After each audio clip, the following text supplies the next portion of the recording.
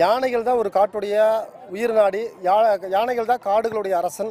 இங்கே 22,000 யானைகள் இருந்தது, இப்போ 20,000 யானைகளாக குறைந்து வருகிறது. யானைகளுடைய வழித்தடத்தை 101 வழித்தடத்தை இங்கே இருக்கக்கூடிய தனியார் நிறுவனங்கள் வந்து ஆக்கிரமித்திருக்கிறதாக அமைச்சரே அறிக்கை கொடுத்திருக்காரு. இங்கே மேற்கு தொடர்ச்சி மலை என்பது கோவை மக்களுக்கு பெரிய பாதுகாப்பு அரணாக இருக்கிறது. இங்கே சுத்தமான காற்று கிடைக்கிறது. பல வியாதிகளை தடுப்பது மேற்கு தொடர்ச்சி மலை தான். இப்போ மேற்கு தொடர்ச்சி மலை முழுவதும் சூறையாடுகிற தனியார் நிறுவனங்கள் இப்பொழுது களமிறங்கி இருக்கிறது. அதன் தொடர்ச்சியாகத்தான் தடாகம் பள்ளத்தாக்கில் இருக்கக்கூடிய செங்கல் சூளை வந்து அதிபர்கள் வந்து இங்கே கூடிய 10 அடிக்கு 2 அடி மண் எடுக்க சொன்னால் 100 அடிக்கு மண் எடுத்திருக்காங்க. அதனால் வந்து யானைகளுடைய வழித்தடத்தை வந்து ஆக்கிரமித்ததன் விளைவாக யானைகள் ஊருக்குள் வருகிறது. சின்னத்தம்பி யானை இங்கே தடாகம் பள்ளத்தாக்கில் இருக்கிற சின்னத்தம்பி யானை அந்த தடாகம் செங்கல் சூளை அதிபர்களுடைய கனிம வள கொள்ளைக்கு எதிராக இருந்தனால் வந்து விவசாயிகள் என்ற பேரில் பொய்யாக ஒரு புகார் கொடுத்து இன்னைக்கு தடாகத்தினுடைய இருக்கக்கூடிய விநாயகனையும் சின்னத்தம்பியும் வந்து கும்கியாக மாற்றுவதற்கு அரசு முயற்சி செய்து வருகிறது. ஒரு கும்கியாக மாற்றுவது என்பது உயிரோடு கொள்வதற்கு சமம். அந்த அரசு உடனே கும்கியாக மாற்றக்கூடாது என்கிற கோரிக்கையை வலியுறுத்தியும் தடாகம் பள்ளத்தாக்கிலே இந்த சின்னத்தம்பி யானையை கொண்டு வந்து விடக்கோரி சின்னத்தம்பி பாதுகாப்பு குழு என்கிற ஒரு இயக்கத்தை நாங்கள் உருவாக்கி இருக்கிறோம். இங்கே யானைகளுடைய வழித்தடத்தை ஆக்கிரமிப்பில் இருக்கக்கூடிய அந்த வழித்தடங்களை பாதுகாப்பதும் சின்னத்தம்பி மீண்டும் எங்களுடைய தடாகம் பள்ளத்தாக்கிலே கொண்டு வர கோரி இன்னைக்கு மாவட்ட ஆட்சித்தலைவர் இடத்துல நாங்கள் மனு கொடுக்க வந்திருக்கிறோம். அரசு உடனடியாக நடவடிக்கை எடுக்கணும். இன்னைக்கு தன்னுடைய உறவுகளை தேடி 100 கிலோமீட்டர் தூரம் வந்து பயணம் செய்து கொண்டிருக்கிறது.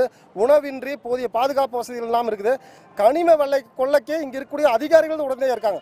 பல முறை நாங்கள் புகார் கொடுத்து கூட இன்னைக்கு வரைக்கும் அந்த கனிம வள கொள்ளைக்கு துணை போன அதிகாரிகள் மீது நடவடிக்கை எடுக்கல. மாவட்ட ஆட்சித்தலைவர் உடனடியாக நடவடிக்கை எடுக்க வேண்டும் என்ற கோரிக்கை வலியுறுத்தி இன்று மனு அளிக்க வந்திருக்கிறோம். வணக்கம், என் பேர் சந்திரசேகர், வனம் ட்ரஸ்ட் ஆஃப் இந்தியா, கோயம்புத்தூர்.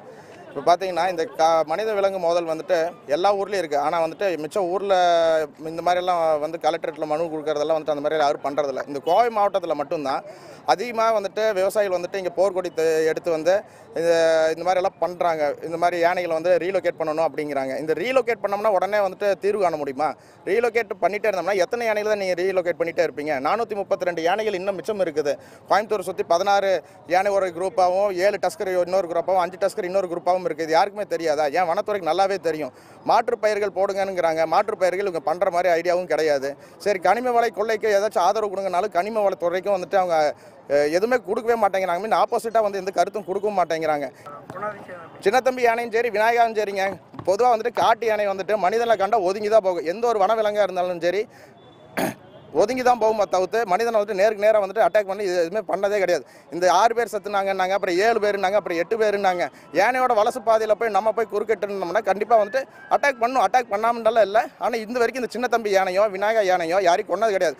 இதுக்கு நல்ல ப்ரூஃபே வந்து என்னென்னா, வரலையார் பகுதியில் கொண்டுட்டு போய் வனத்துறை வந்துட்டு விட்டுரும் கார்லர் போட்டு விட்டுருக்குறாங்க.